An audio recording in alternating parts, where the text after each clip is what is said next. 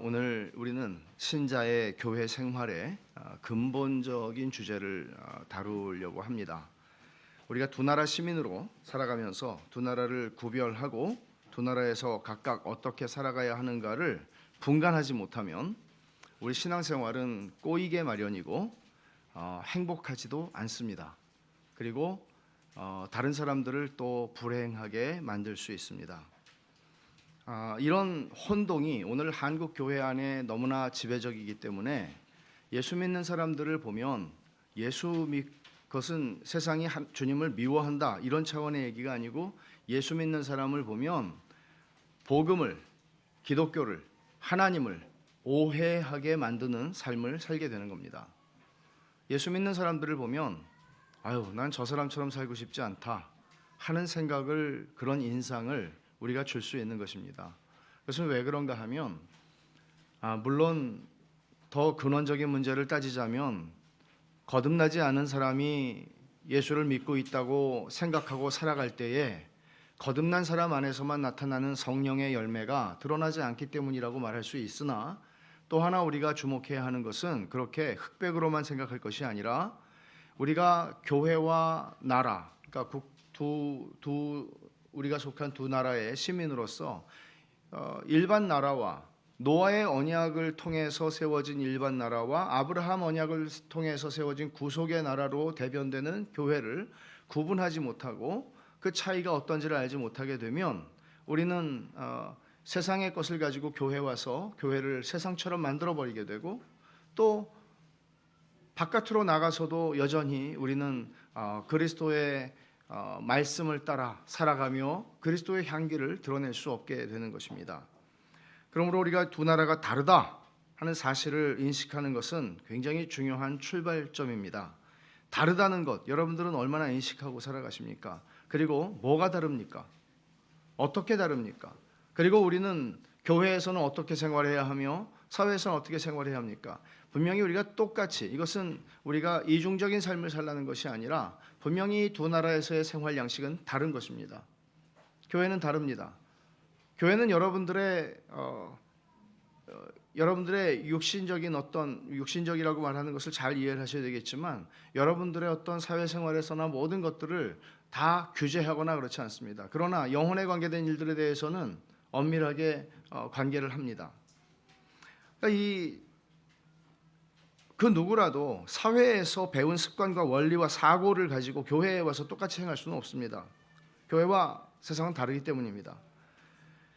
예수님이 하나님의 나라가 가까이 왔으니 회개하고 복음을 믿으라 그러셨을 때, 하나님의 나라가 가까이 왔다, 주님이 이렇게 말씀하셨을 때 하나님의 나라가 왔으니까 이제 우리를 지배하고 있던 로마 제국이 무너지겠구나, 하나님의 나라가 왔다는 얘기는 주님께서 하나님의 나라가 이 세상의 모든 나라를 패하고 모든 나라를 대치한다는 개념으로 말씀하신 것은 아니었습니다. 물론 예수님께서 재림하실 때에는 그렇게 될 것입니다. 예수님이 재림하실 때에는 이제 세상의 모든 나라들이 패하여지고 세상 나라가 우리 주와 그의 그리스도의 나라가 되어 그가 세세토록 왕노릇하실 것이라고 하늘에서 큰 음성으로 들려진 것과 같은 일이 일어납니다. 그러나 당장은 아니었습니다. 로마 제국은 멀쩡했고 예수님을 십자가에 사형 언도를 한 것도 로마 제국이었습니다. 제자들도 예수님을 따라다니면서 늘 혼동을 했습니다. 그래서 예수님이 부활하신 다음에 승천하시기 전에도 제자들이 사도행전 1장에 보면 이렇게 묻죠. 주님한테, 주께서 이스라엘 나라를 회복하심이 이때니이까? 주님, 인제 로마 제국을 뒤엎으시겠습니까? 정치적인 개념으로 이해를 했던 것입니다. 우리는 하나님의 나라가 이 땅에 왔고 또 하나님의 나라, 하나님의 다스림심 속에서 살아가지만 대한민국 시민인 것을 부정할 수는 없습니다. 주님이 가르치신 하나님 나라의 복음은 모든 면에서 하나님 나라가 세상 나라와 다르다는 것을 보여주시는 가르침들이었습니다. 제자들도 혼동을 겪었다면 이 세상 사람들이 복음을 들을 때 어떻게 느끼겠습니까? 복음을 늘 듣고 하나님의 말씀으로 양육을 받는 사람들도 헷갈릴 수 있다면 바깥에 있는 사람들이야 오죽하겠습니까? 빌라도가 이런 혼동 속에서 예수님에게 물었습니다. 너 왕이냐? 왕이다. 네 나라는 어딨냐? 주님께서 내 나라는 이 세상에 속한 게 아니다 라고 하십니다. 내 나라는 이 세상에 속한 게 아니다. 하나님의 나라는 일반 나라와 다르다 하는 것을 주님이 말씀하신 것입니다. 여러분들은 이렇게 다르다고 주님이 말씀하신 것, 이것을 매일의 삶 속에서 인식하고 계십니까? 그리고 어떻게 다르다는 거지? 이거를 잘 알고 계십니까? 세상에서 중요한 게 뭐죠? 여러분, 세상을 살면서 중요한 게 뭡니까? 오늘 본문에서 하나님 나라의 특성을 바울 사도가 말씀하는데, 하나님의 나라는 먹는 것과 마시는 것이 아니요 오직 성령 안에 있는 의와 평강과 희락이라. 먹는 것과 마시는 게 아니다, 하나님 나라는. 그럼 세상에서 중요한 건 뭐죠? 먹는 것과 마시는 것입니다. 부인하고 싶으시죠? 우리가 그렇게 유치하냐? 근데 유치해요, 진짜. 결국은 경제다. 대통령을 뽑아도 경제 대통령을 뽑는다. 총장을 뽑아도 옛날에는 학문과 덕이 있는 분을 뽑았다면 대학 총장도 이제는 대학을 먹여 살릴 수 있는 사람을 뽑아야 대학이 잘 됩니다. 뭐든지 그렇습니다. 모든 게 경제의 논리입니다. 박정희 대통령이 개발 독재로 새마을 운동할 때 그게 뭐 하자는 운동이었습니까? 잘 살아보자. 예. 아시죠, 노래? 잘 살아보세, 잘 살아보세. 우리도 한번 잘 살아보세. 우리도 한번 계란 부쳐 먹고 좀 잘 먹어보자. 한번 고기도 뜯어보자. 그런 얘기죠. 세상이 중요하게 여기는 게 무엇인지를 조금 유치하긴 하지만 굉장히 정직하게 보여주는 가사입니다. 왜 공부합니까, 아이들이? 잘 먹고 살고 싶어서. 일반적이지 않습니까? 왜 열심히 일합니까? 먹고 살라고. 먹여 살려야 되니까. 집안에 입이 많으니까. 우리가 말하는 하나님께서 노아 언약을 통해서 일반 나라를 세우실 때 기본적으로 하나님이 요구하신 건 일반 나라에 그건 뭔가 하면 정의를 시행하는 거예요. 사람을 죽인 사람을 내버려두면 안 되고 정부의 공권력을 통해서 그런 사람들을 벌하는 거예요. 근데 죄인들로 구성된 나라에서 기대할 수 있는 게 있나요? 고대로부터 지금까지 어떤 나라가 유토피아를 이루었습니까? 다윗같이 훌륭한 왕이 다스리는 나라에서도 억울한 죽음과 한 여인을 힘으로 강탈하지 않았습니까? 뭘 기대할 수 있겠습니까? 하나님께서 일반 나라에, 대한민국과 같은 일반 나라에 요구하시는 것은 최소한의 정의입니다. 그러니까 이제 이 최소한의 정의조차 만들어지지 않는 게 문제지만 아주 최소한의 정의는 만들어집니다. 북한에서도. 도둑질하고 평생을 살면서 걸렸는데도 더 열심히 하세요. 상 주는 나라는 없습니다. 지구상에. 그러니까 이런 느낌이에요. 오염된 수원지가 있는데 거기서 흘러나오는 지류들이 있잖아요. 그 지류에 막 화학약품을 타가지고 정화하는 거예요. 거기에 그냥 모든 에너지를 쏟는 거예요. 정부가 할 수 있는 거는, 국가가 할 수 있는 건 그 정도입니다. 그나마 정의를 구현한다고 해도 먹고 사는 문제가 걸리면 소용없습니다. 그러니까 세상 나라는 먹는 것과 마시는 것이 중요한 나라입니다. 부인할 수가 없습니다. 먹는 것과 마시는 게 중심인 세상에서 내 견해, 내 주장, 내 권리를 드러내지 않으면 경쟁할 수가 없고 살아남을 수 없습니다. 내가 강해야 합니다. 지금 바울 사도가 말하고 싶은 게 그겁니다. 로마 교회 신자들이 세상 방식을 가지고 교회로 들어왔습니다. 그리고 하나님 나라를 흔들고 있는 겁니다. 왜 그래요? 하나님 나라가 뭔지를 오해하고 있기 때문이에요. 하나님 나라를 구현해야 하는 교회와 이 세상의 일반 나라를 지금 분간하지 못하고 있기 때문이에요. 오해하고 있기 때문이에요. 혼동하는 것이죠. 오늘 본문은 로마 교회 안에서 일어났던 문제를 배경으로 합니다. 그것은 뭔가 하면 여기 14장 1절 한번 보십시오. 믿음이 연약한 자를 너희가 받되 그의 의견을 비판하지 말라. 로마 교회만의 문제가 아닙니다. 교회 역사 속에서 이런 문제가 발생하지 않은 교회는 없습니다. 믿음이 연약한 자를 너희가 용납하고 받아주라고요. 그의 의견을 비판하지 말라고요. 이게 어떤 얘기입니까? 누가 믿음이 강한 자이고 누가 믿음이 약한 자인가에 대해서는 학자들마다 약간의 견해 차이가 있지만 일반적으로는 그렇습니다. 로마 교회는 먹는 문제, 음식의 문제와 나를 지키는 문제로 갈등이 생겼습니다. 어떤 사람들은 우리 주 예수 그리스도께서 우리에게 자유를 주셨음에도 불구하고 과거의 습관 때문에, 유대인들이 그랬겠죠? 습관 때문에 먹지 말아야 하는 부정한 음식들을 볼 때 그거를 먹기가 힘들었습니다. 양심이 걸리는 거죠. 그걸 보고 믿음이 약한 사람들이라고 얘기를 할 수 있는 거예요. 믿음이 강한 사람들은 그리스도께서 우리에게 자유를 주셨어. 왜 그런 걸 가지고 못 먹어? 바보같이. 믿음을 좀 가져. 그러면서 이 사람들을 무시했고 비난했습니다. 안식일을 지키는 문제가 또 그랬고, 절기를 지키는 문제가 그랬고, 초대교회 그리스도인들은 주일을 지켰습니다. 우리가 지난번에 살펴본 것처럼. 그런데 쭉 유대교회에 남아있던 신자들은 안식일이 그래도 중요하지 않나? 이런 생각들을 할 수 있었습니다. 이런 문제들을 가지고 이런 사람들을 양심이 걸리는 사람들, 믿음이 약한 사람들이라고 얘기했고, 믿음이 강한 사람은 그리스도가 우리를 자유케 하셨어. 무슨 소리야? 이렇게 하면서 서로 갈등하고 비난하고 무시하고 하는 반목하는 관계들이 교회 안에 강하게 그런 기류가 형성이 됐던 것입니다.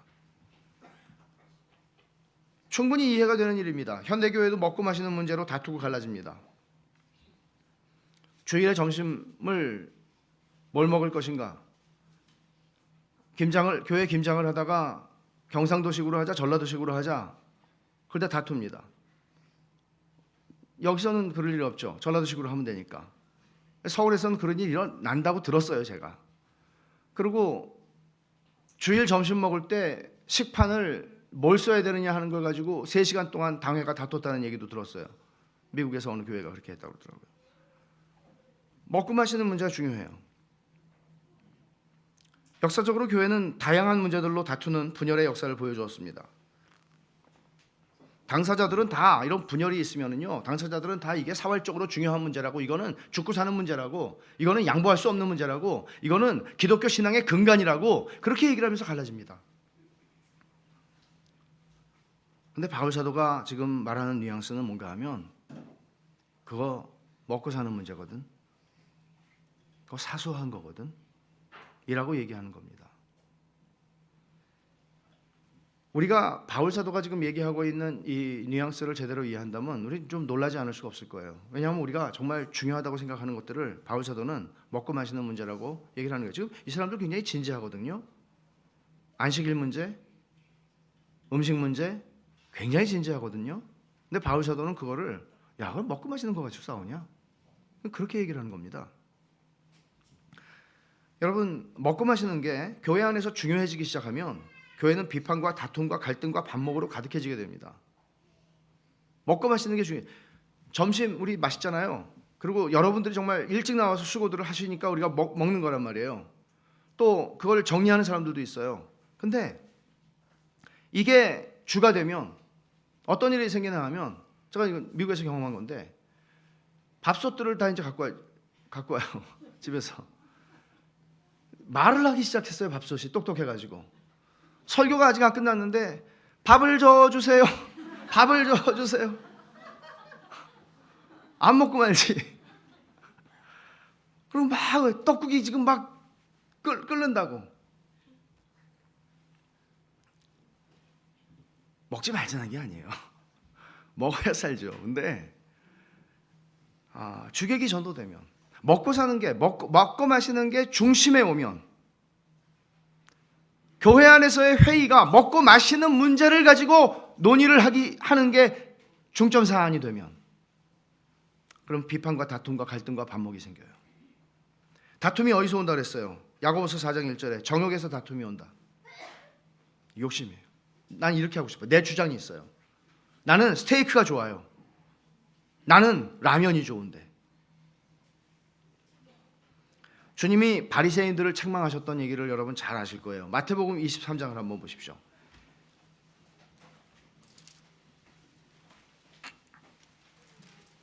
23절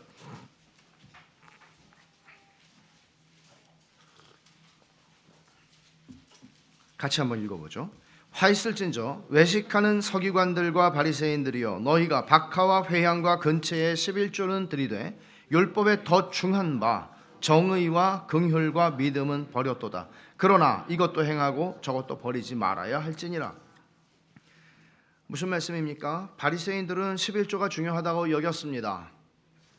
11조를 얼마나 중요하게 여겼던가 하면 밥상에 올라오는 반찬, 양념, 이 양념거리들이에요. 이 민트 같은 양념거리들에 대해서도 10분의 1을 11조를 했다는 거죠. 철저하게 했어요. 왜냐하면 11조가 중요했으니까, 율법이니까. 근데 주님이 이렇게 말씀하세요. 더 중요한 것, 율법의 정신, 정의와 긍휼과 믿음은 버리면서 마음은 없이, 하나님을 사랑함 없이 너희들은 규정들을 잘 지켰다고. 덜 중요한 게 중심에 오게 되면 중심에 있어야 하는 게 밀려나게 돼요. 11조 중요해요. 안식일, 주일 중요해요. 근데 그게 지상 최고의 가치가 되면 위험해요. 형제들을 비판하고 그 마음을 상하게 할지라도 내가 옳아야 돼요. 그리스도의 피와 성령의 하나 되게 하신 평안의 줄로 매어 하나 되게 하신 교회를 깨뜨려도 상관없어요. 내가 옳으면. 비일비재하게 우리 안에서, 우리 곁에서 일어나는 일들이에요. 내가 너무나 존경하는 사람이 있어요. 존경하면 돼요. 근데 그 존경하는 사람을 너무나 높인 나머지 누가 그분에 대해서 좀 이렇게 볼 수도 있지 않을까 그러면 싸워요. 저는 안 싸워요. 안 싸울 거예요. 사랑하는 게 더 중요하니까. 어떤 특정 교리로 자신과 형제들을 구별해요. 어떤 특정 교리로 자신을 특징 지어요. 그런 교회들도 많아요. 그런 사람들도 많아요. 자기 교회가 제일 잘났다고 여기고 다른 교회 다니는 사람 무시해요. 교회에서 내가 하는 사역이 너무나 중요해서 다른 건 보이지가 않아요. 많아요. 제가 지금 얘기하면 여러분 다 떠오르시는 분들이 있죠. 근데 여러분 자신일 수도 있다는 사실을 항상 생각하셔야 돼요. 성경의 한 부분이 마치 전부인 것처럼, 그래서 진리의 말씀을 가지고 싸워요. 전체 속에서 내가 이해하고 있는 진리를 보아야 되는데 마치 내가 이해하고 깨달은 게 전부인 것처럼. 바울 사도가 지금 책망하고 있는 문제예요. 이게 먹고 사는 문제라고요. 먹고 마시는 문제로 형제 사랑을 막고 형제를 판단하고 비난하고 상처 주고 하나님 나라를 해치는 태도를 바울 사도는 여기서 얘기하고 있는 거예요. 그래서 영적 생활 부적응자가 생겨요. 무슨 말일까요? 영적 생활 부적응. 교회 생활은 적응을 하는데 영적 생활, 교회 생활은 영적 생활이거든요. 영적 생활을 적응을 못해요. 10년, 20년, 아니 평생을 다녀도. 이게 좋은 표현은 아니죠. 부적응자라는 게. 근데 먹는 것과 마시는 게 중심인 세상 방식을 따라 교회 생활을 하는 거예요. 이게 부적응자예요. 영적 생활 부적응자예요. 얼마나 교회에 오래 50년, 60년, 70년 있었느냐가 중요한 게 아니에요. 하나님의 나라는 먹는 것과 마시는 것이 아니오라고 주님 말씀하세요.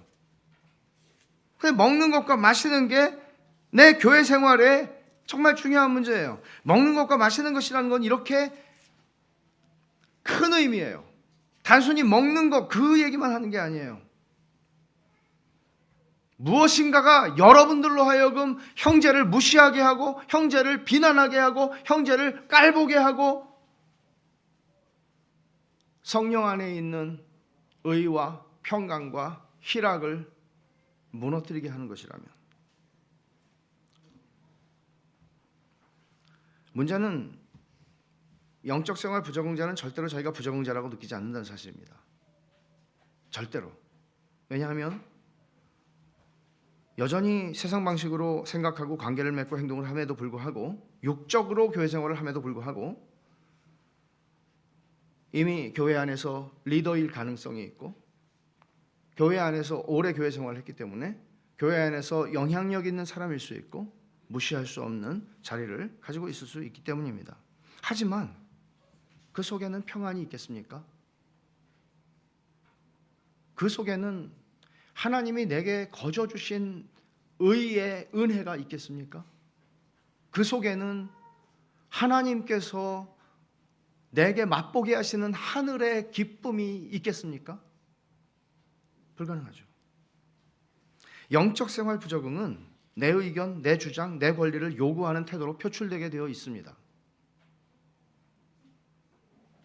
성경에서 이런 경우들을 찾아보는 건 어렵지 않습니다. 마태복음 20장에 포도원 품꾼의 비유가 나옵니다. 한번 그쪽을 찾아보십시오. 마태복음 20장. 포도원 주인이 아침에 일찍 나가서 품꾼들을 모아서 포도원에 들여보내요. 아침 6시예요. 들여보내면서 포도원 주인이 약속을 합니다. 한 데나리온 주겠습니다. 하루 품삯이 한 데나리온이니까 한 데나리온 주겠습니다. 근데 아침 9시가 됐어요. 그래서 또 주인이 장터에 나가보니까 아직도 일을 못 찾아가지고 놀는 사람들이 많아요. 그래가지고 들어가라고, 내가 너네 일한 만큼 주겠다, 상당한 값을 주겠다. 그리고 포도원 가서 일하라고 그래요. 12시에 또 나가보니까 아직도 일을 못 찾은 사람들이 있어요. 불쌍하잖아요. 또 들어가라고 그래요.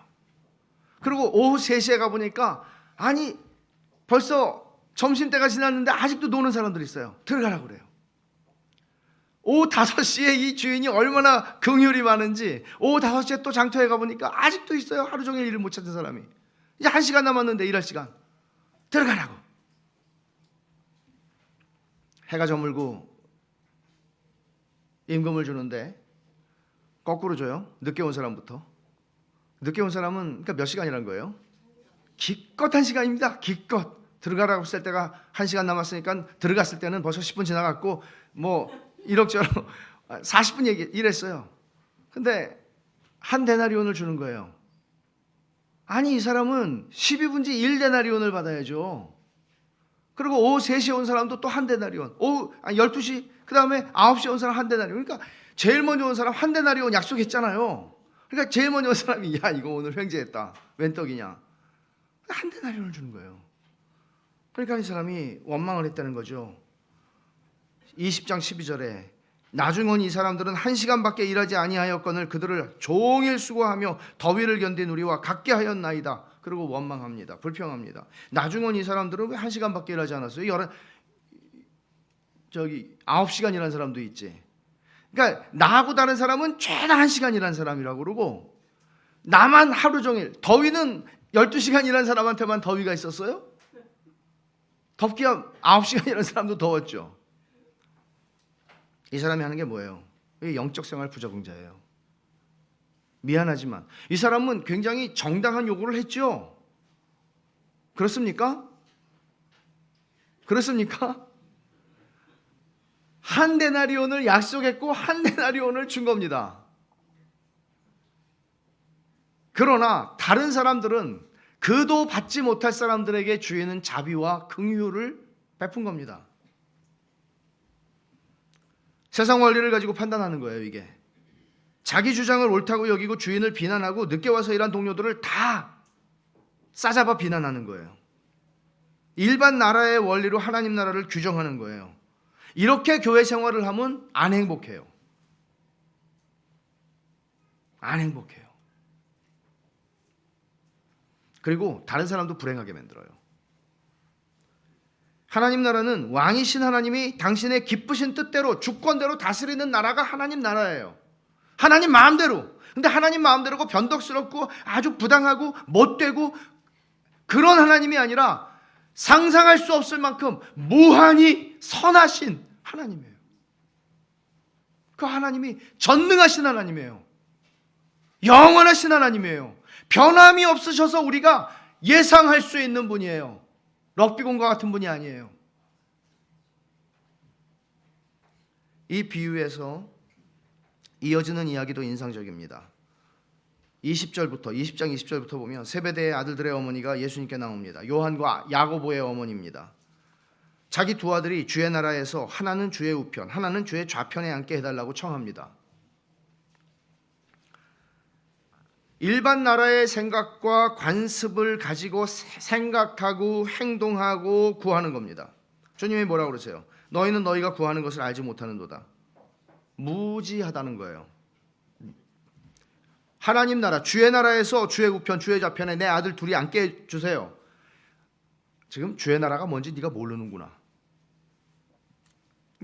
하나님 나라를 오해하면 이런 일이 생길 뿐만 아니라 기도조차도 어리석어져요.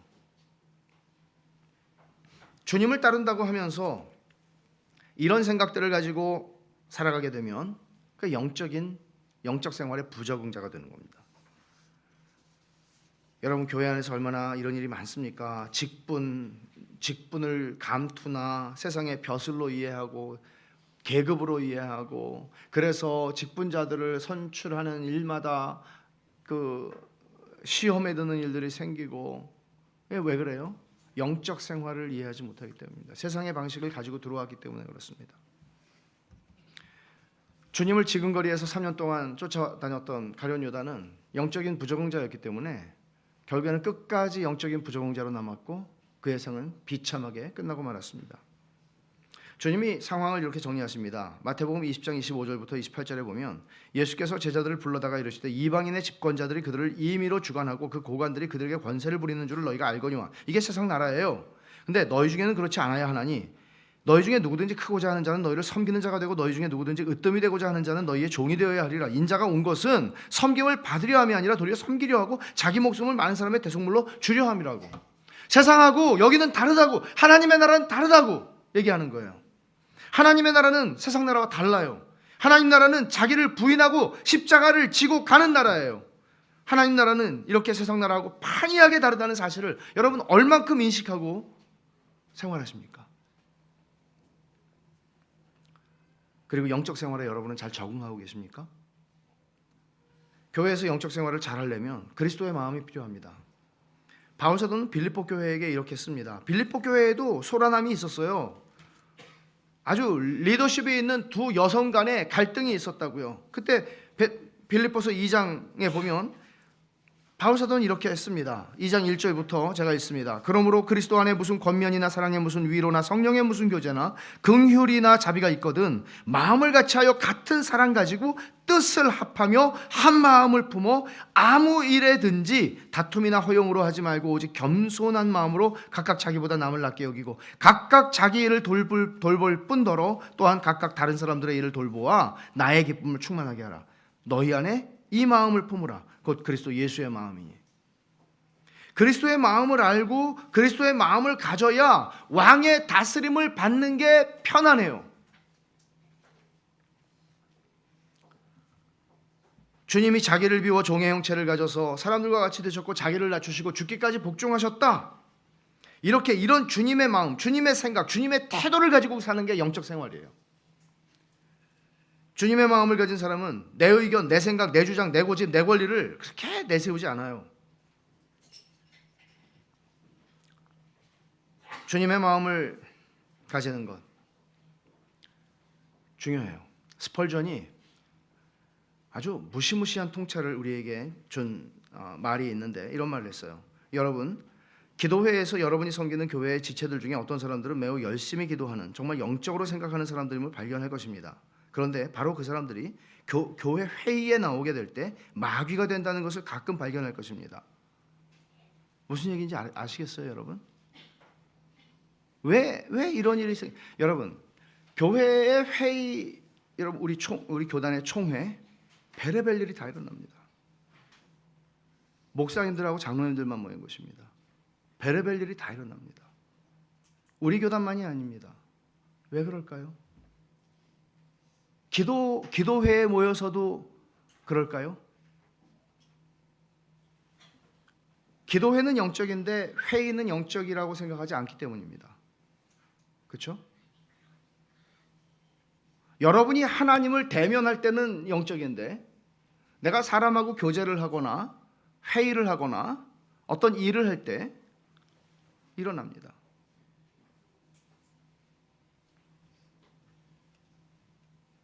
기도회에서처럼 회의에서도 그리고 교회의 주방에서도 이 주방 군기 우리 교회는 없는 것 같은데 이 웬만한 교회의 주방은 군기가 있답니다. 아무나 앞치마를 하면 혼납니다. 아무나 거기 발을 들일 수가 없습니다. 성역입니다. 왜 그럴까요? 왜 거기는 내 구역입니까? 예, 나와라고 하려고 그랬는데 왜 그렇습니까?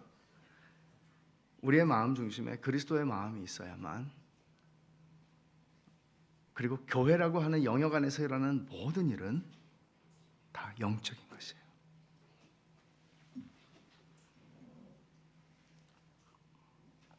하나님의 나라는 먹는 것과 마시는 것이 아니다 라고 말합니다. 바울 사도는 부정적인 걸 먼저 말했습니다. 그리고 나서 성령 안에서 의와 평강과 희락이라 라고 말합니다. 한때 유행하던 말이 있습니다. 무엇이 중요한디? 바울이 지금 그 얘기하고 있는 겁니다. 무엇이 중요한디? 이걸 모르면 우리는 사소한 것에 목숨을 겁니다. 영적 생활을 할 수가 없습니다. 교회가 시장이 됩니다. 주님이 산상보훈에서 이렇게 말씀하십니다. 너희는 먼저 그의 나라와 그의 의를 구하라. 그리하면 이 모든 것을 너희에게 더하시리라. 이 모든 것이 뭘 얘기하는 거죠? 먹고 사는 겁니다. 이방인들이 구하는 겁니다. 먹고 사는 문제로 염려하고 살아갑니다. 이거 다 주님이 책임지신다고 그래요. 아버지가, 하늘의 아버지가. 너희는 먹고 사는 문제가 너희의 삶의 이유도 목적도 될 수 없다는 거예요. 오늘 본문이 동일한 걸 말하는 것이죠. 하나님의 나라는 성령 안에서 의와 평강과 희락입니다. 성령 안에서 의와 평강과 희락이에요. 성령 안에서 영적인 삶입니다. 성령으로 충만함을 입고 성령의 인도를 받고 성령을 쫓아서 살아가는 영적 삶입니다. 이게 교회의 삶입니다. 여러분 한 분 한 분들이 그러할 뿐만 아니라 교회 공동체도 성령의 충만을 입고 성령의 인도를 받고 성령을 따라가는 것입니다. 내 생각, 내 의견, 내 주장의 충만함과 그것에 이끌림을 받아서는 교회 생활을 제대로 할 수 없습니다. 목사도 마찬가지입니다. 내 원하는 대로 끌고 가는 게 교회 아닙니다. 그렇게 하면 자신도 불행하고 사람들 참 불행하게 합니다. 바울 사도가 갈라디아서를 쓸 때 굉장히 격정적이었습니다. 험한 말을 합니다. 심한 소리를 합니다. 표현이 거칠어요. 그런데 거친 표현 가운데 갈라디아서 5장 6절에 이렇게 말합니다. 그리스도 예수 안에서는 할례나 무할례나 효력이 없으되 사랑으로서 역사하는 믿음뿐이니라. 할례나 무할례 건들면 안 되는 문제였습니다. 이건 굉장히 센시티브한 이슈입니다. 유대인들은 여기에 목숨 걸었습니다. 근데 할례나 무할례나 소용없대요. 중요한 거는 내 믿음이 사랑으로 표현되고 있는가. 내 믿음이 사랑으로 표현되고 있는, 사랑으로서 역사하는 믿음이라는 뜻이 그 뜻이에요. 내 믿음이 형제 사랑으로 표현되고 있는가. 너 할례 받았다 안 받았다 그거 중요한 거 아니다. 또 얘기해요. 5장에서 얘기하고 6장 15절에서 할례나 무할례가 아무것도 아니로되. 아니 이렇게 말할 수 있는 사람이 도대체 누가 있어요? 예를 들어서 여러분 11조 유대인들에게 안식일, 주일 또 뭐 있나요?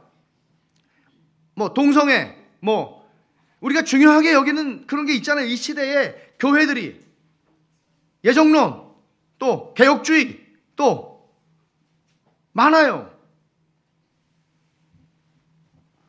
바울이 얘기하는 거는 이런 얘기를 하는 거예요. 그런 거 다 포함해서 사랑으로서 역사하는 믿음. 굉장히 거친 말이에요. 할례받았다 받지 않았다 외적 의식 중요하지 않다는 거예요. 중요한 거는 사랑으로 표현되는 믿음이고, 중요한 거는 오직 새로 지으심을 받는 것만이 중요하니라. 성령 안에서 내가 새로운 피조물인가? 내가 그 은혜 가운데 살아가고 있는가? 내가 그 복음의 감격 속에서 살아가고 있는가? 복음의 실제가 나에게 있는가? 이게 중요한 거예요. 예배, 주일 지킴, 11조, 교회 직분, 영향력, 사역, 성경과 신학, 지식 다 중요해요. 그러나 우리는 이렇게 말해야 돼요. 그거 아무것도 아니고 믿는다고 하는 내가 형제를 사랑하나? 내 안에 복음의 은혜와 감격이 살아있나?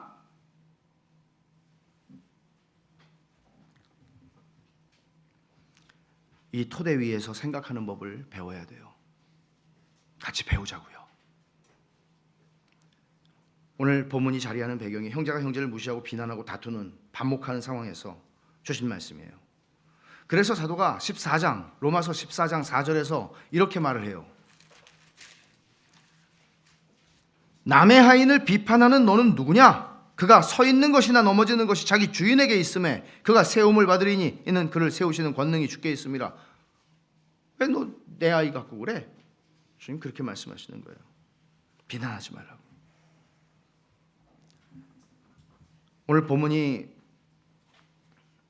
하나님 나라는 성령 안에서 세 가지 특징을 가졌는데 의와 평강과 희락이라고 그래요. 이 세 단어가 앞에 로마서 5장 1절 2절에서 세 단어가 다 나왔어요. 보세요.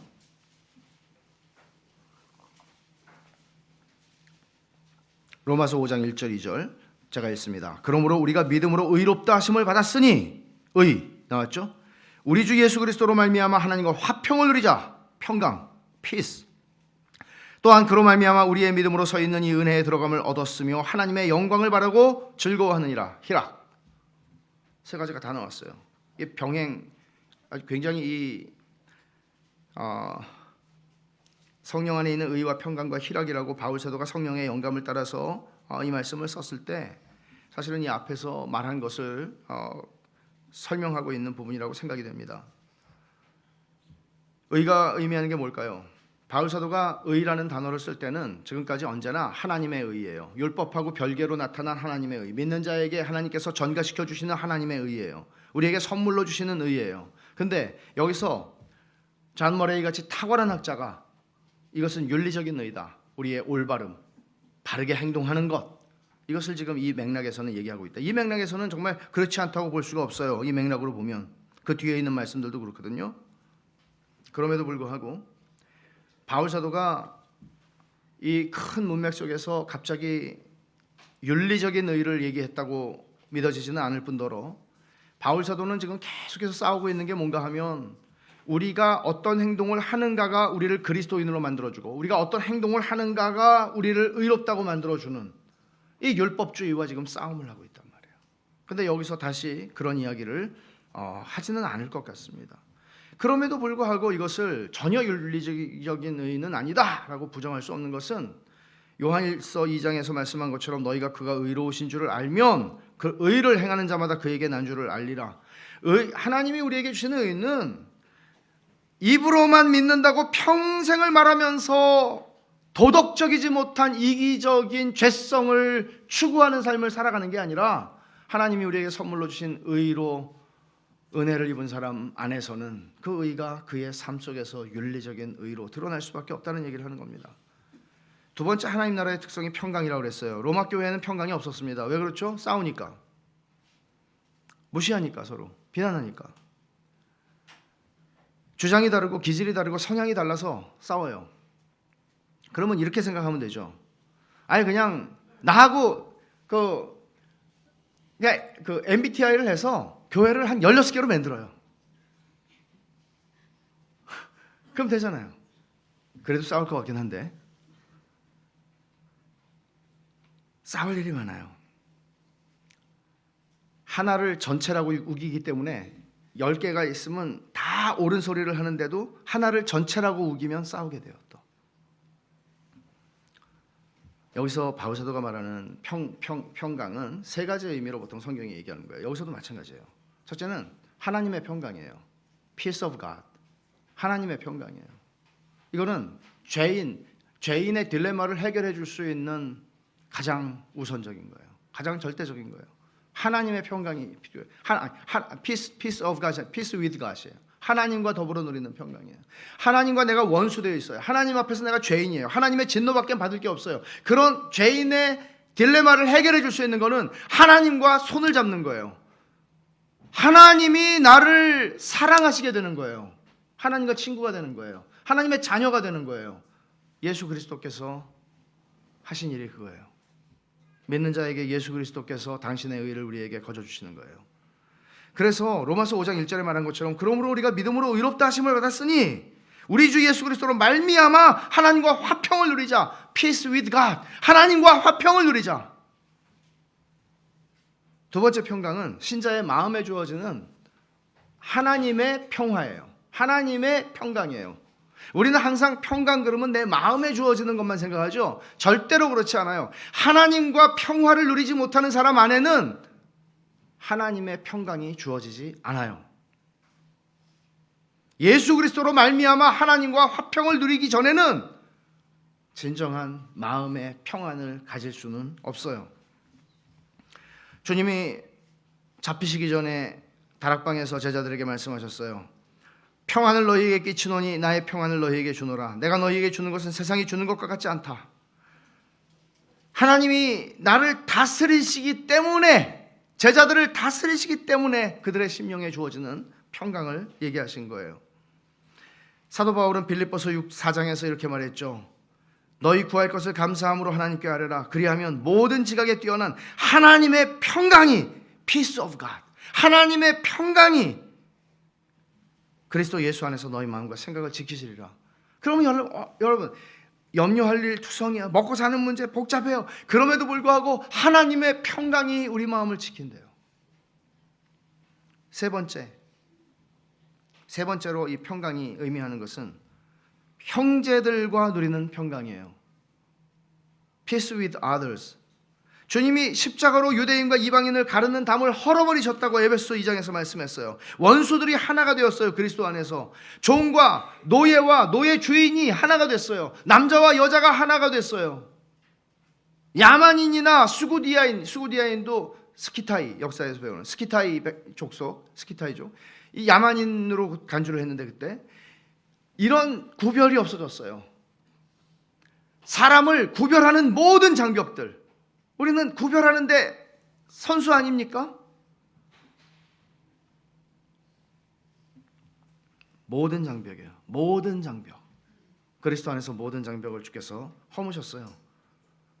그리스도 예수 안에 있는 자들은 과거에는 야만인이었고 문명인이었고, 과거에는 유대인이었고 헬라인이었고, 과거에는 그들이 노예였고 노예 주인이었을지언정 그리스도 예수 안에서 그들은 평강한 관계를, 적대적이지 않은 관계를, 하나가 되는 관계를 누리게 된다는 얘기예요. 그래서 골로새서 3장 15절에서 이렇게 말하죠. 그리스도의 평강이 너희 마음을 주장하게 하라. 너희는 평강을 위하여 한 몸으로 부르심을 받았나니 너희는 또한 감사하는 자가 되라. 교회는 그 평강이 확보된 곳이에요. Peace with others. 다른 사람들하고 평강이 확보된 곳이에요. 그리스도 안에 있을 때, 그리스도 안에 있을 때, 그리스도와 하나님과 화목했을 때, 하나님과 평강을 누릴 때, 하나님의 평안이 내 안에 들어오고, 하나님의 평안이 내 안에 있을 때 내가 다른 하나님의 평강을 가진 사람과 평안할 수 있는 거예요. 요한복음 15장에서도 주님이 잡히시기 전에 말씀하셨어요. 이것을 너희에게 이르면 내 기쁨이 너희 안에 있어 너희 기쁨을 충만하게 하려 함이라. 이게 세 번째 얘기예요. 의와 평강과 희락, 기쁨. 내 기쁨이 너희 안에 있어 너희 기쁨을 충만하게 하려 함이라. 하나님의 다스림을 받는 영혼에게는 이런 기쁨이 있는 거예요. 하나님 나라예요. 이게 하늘의 기쁨을 맛본 사람들이에요. 교회는 이런 기쁨을 아는 사람들이 교회예요. 이 기쁨을 빼앗을 자가 없어요. 여러분, 교회 생활은 영적 생활입니다. 하나님 나라를 드러내는 교회 생활에는 성령 안에서 누리는 의와 평강과 희락이 있어야 합니다. 이게 베샬롬 교회의 특성이어야 하는 겁니다. 그 어떤 것도 여러분의 개인의 주장, 의견, 고집, 지식, 권리, 그 어떤 것도 성령 안에서 의와 평강과 희락을 깨뜨리지 못하게 하셔야 합니다.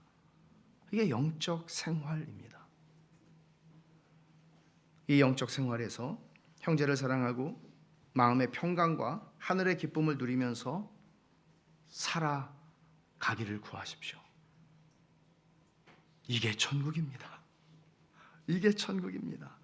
어떻게 이렇게 다른 사람들이 모여서 배경과 요즘은 양반 상놈도 없지만 배경과 기타 정말 내가 주님 아니면 당신을 볼 일이 없는 인생인데 주님 안에서 우리가 이렇게 만나서 이게 은혜요. 하나님이 내게 주신 선물이 당신입니다. 이거를 누릴 수 있는 게 교회입니다. 이 땅에서 천국을 맛보기를 원한다면 교회로 와야 됩니다. 왜냐하면 여기에 성령 안에서 의와 평강과 희락이 있기 때문입니다. 먹고 사는 게 교회를 좌우하거나 지배하거나 흔들 수 없습니다.